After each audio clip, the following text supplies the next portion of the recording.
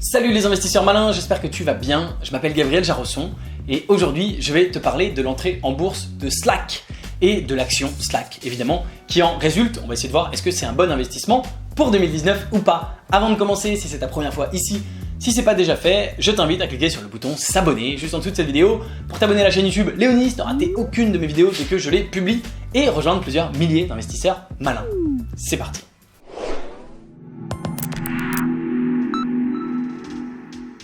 Avant de commencer, je voulais te dire que j'achète chaque semaine une nouvelle action dans laquelle j'investis mon argent perso. En général, c'est une action américaine à fort potentiel et cette semaine, j'ai acheté une action qui n'est pas Slack. Je n'ai pas investi dans Slack, j'ai investi dans une autre action que j'adore, que je trouve à très fort potentiel. Donc si ça t'intéresse, le lien est juste en dessous dans la description. Ça s'appelle Léonis Club Bourse.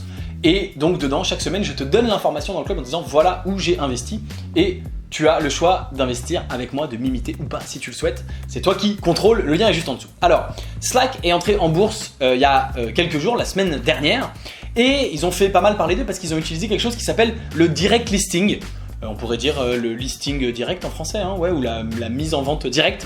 Donc direct listing, c'est pas du tout comme ça que font d'habitude les boîtes. Comment font d'habitude les boîtes? Elles passent par une banque, par un gros partenaire bancaire, ça coûte très cher, ça coûte plusieurs millions, et ils se mettent d'accord pour créer des nouvelles actions qui vont être vendues au public et la banque le vend à son réseau d'investisseurs classiques. Et donc, grosso modo, le discours de la banque, c'est de dire bah, tu as besoin de notre aide pour pouvoir entrer en bourse, tu peux pas le faire tout seul. Eh bien, Slack, ils ont dit on va le faire tout seul, on va se débrouiller. En fait, c'est les deuxièmes à le faire. Spotify l'avait déjà fait l'année dernière, on a déjà d'ailleurs parlé de Spotify sur cette chaîne. Ils ont dit bah on va le faire nous-mêmes, on n'a pas besoin des banques et on va pas créer de nouvelles actions. C'est ça la grosse différence. Le direct listing, c'est de dire tout simplement, à partir de tel jour, les investisseurs historiques de Slack, les actionnaires historiques, eh bien, peuvent, s'ils le souhaitent, revendre leurs actions sur le marché boursier. Alors, c'est très différent parce que du coup, on ne sait pas quel est le prix de vente. Il n'y a pas de prix de vente fixé. Quand ça passe par une banque, quand c'est une IPO classique, eh bien, la banque fixe le prix de vente et le prix qui avait été recommandé pour Slack, c'était 26 $. Donc, si la banque avait vendu les actions, ils les auraient vendues à 26 $. Là, ils ont dit, bah, on ouvre et chacun achète, vend comme il veut. Donc, c'est les vendeurs qui fixent leur prix de vente et les acheteurs qui fixent le prix d'achat. Eh bien, par rapport aux 26 $ indicatif du prix qui aurait été utilisé par la banque, eh bien Slack s'est vendu toute la journée entre 38 et 39 $, c'est-à-dire 50% de plus.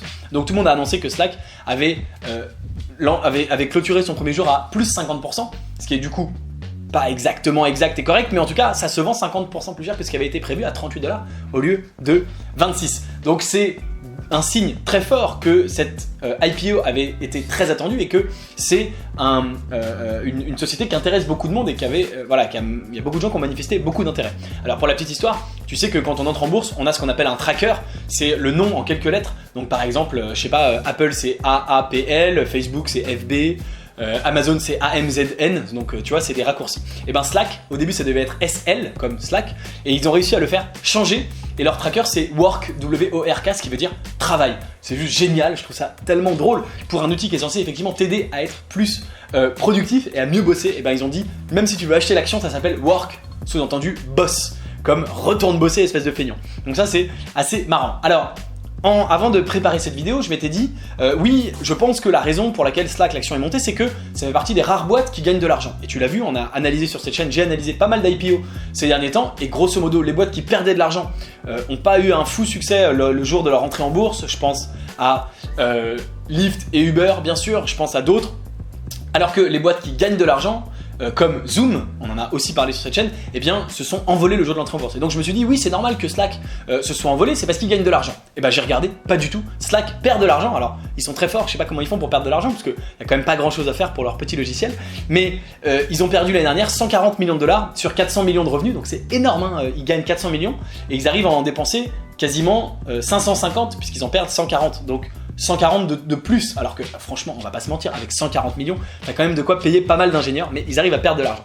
Alors ils perdent de moins en moins d'argent, ils réduisent les dettes. L'année d'avant ils perdaient 180 millions, là ils perdent que 140 millions et 400 millions de revenus, mais la croissance elle des revenus est rapide. Ils devraient faire cette année 2019 550 millions, c'est-à-dire 150 millions de plus, et peut-être du coup arriver à l'équilibre. S'ils arrivent à maintenir leur niveau de dépenses, ils étaient à moins 140, ils gagnent 150 de plus, qui devrait arriver à zéro, mais évidemment les connaissants ils vont sûrement augmenter les dépenses. On va voir.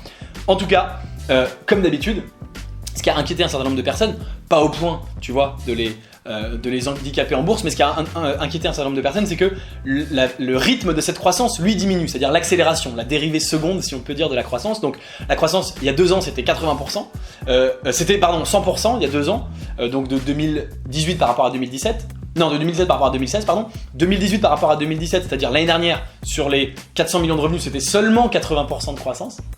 Et cette année, sur le premier trimestre, donc c'est comme ça qu'on sait qu'ils projettent de faire 550 millions, mais la croissance est seulement de 65% au lieu de 4, donc on est passé de 100 à 80 à 65. Donc ça reste énorme, une boîte qui fait 65% de croissance, il y en a quand même très peu, mais comme ça diminue, il y a des gens que ça inquiète, d'accord ?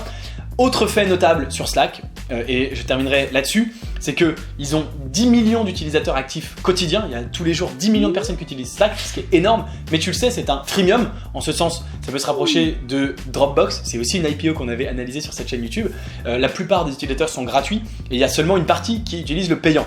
Les revenus de Slack, tu peux payer à titre personnel, enfin quand tu es une petite organisation, mais la plupart des revenus viennent des grosses boîtes, et notamment, il y a 645 clients qui à eux tout seuls constituent 40% des revenus de Slack. 645 clients sur 10 millions. Je sais pas si tu vois, sur 10 millions d'utilisateurs. Donc c'est seulement, même pas 1%, 0,7% des clients payants. Et donc c'est encore moins bien sûr des clients totaux, du total de clients. Donc c'est complètement ridicule. Et ça veut dire quand même qu'il y a un point de fragilité, c'est que si ces 600 clients-là vont ailleurs, eh bien ça peut faire très très mal. C'est des clients, ces 645-là, qui dépensent plus de $100 000 par an, 100 000 $ par an pour utiliser Slack. Ça représente donc 40% de son revenu. Donc là-dessus, un petit point quand même potentiel de danger, ou en tout cas un point d'attention de dire c'est une boîte, mais comme d'habitude, c'est des boîtes qui font beaucoup de choses en gratuit et avec une toute petite tranche de leurs utilisateurs très premium, ils arrivent à gagner une majorité de leur argent. Voilà donc pour Slack, donc ça peut être intéressant, il a closé à 38 $, au même prix qu'il avait ouvert, donc il est bien au-dessus du prix qui avait été conseillé. À voir, il y a une vraie possibilité qu'ils arrivent à revenir, à ramener la boîte à l'équilibre et que l'action monte dans les mois et trimestres qui viennent. Il y a aussi une vraie possibilité qu'ils n'arrivent pas à trouver l'équilibre par rapport à tout le staff qu'ils ont et aux dépenses qu'ils ont, et qu'au contraire ils annoncent des mauvais résultats et que l'action baisse et que ce soit à ce moment-là le bon moment pour l'acheter. L'avenir évidemment nous le dira, je ne suis pas encore je sais pas encore lire dans les boules de cristal pour te prédire l'avenir. Voilà donc, moi comme je te l'ai dit tout à l'heure, cette semaine j'ai acheté une autre action qui n'est pas Slack mais qui me plaît énormément et dans laquelle je crois à mon avis en son potentiel au moins autant voire plus que Slack. Si tu veux savoir laquelle c'est, tu es le bienvenu dans le club privé, le lien est juste en dessous et encore une fois chaque semaine je te donnerai une nouvelle action essentiellement américaine parce que bien sûr le marché américain a quasiment toujours surperformé le marché français dans laquelle j'investis. Dis-moi en commentaire ce que tu penses de Slack, est-ce que tu as investi, est-ce que tu vas investir, je serais ravi d'avoir ton avis juste en dessous de cette vidéo. Si la vidéo t'a plu bien sûr, aime-la, partage-la, merci d'avoir regardé jusqu'au bout et si t'es pas encore abonné à la chaîne YouTube Léonis, je pense que c'est le moment de le faire. Je te dis à très bientôt dans le groupe privé Léonis Bourse et en attendant tu peux regarder une autre vidéo de moi juste au-dessus de ma tête. Ciao.